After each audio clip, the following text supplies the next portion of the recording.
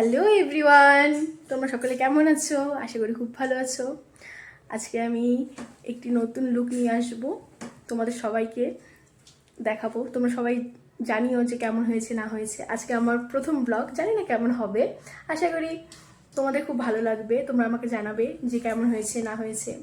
So আমার model আসলে তোমাদের আমি দেখাবো, ঠিক আছে? তো এখন বাই বাই।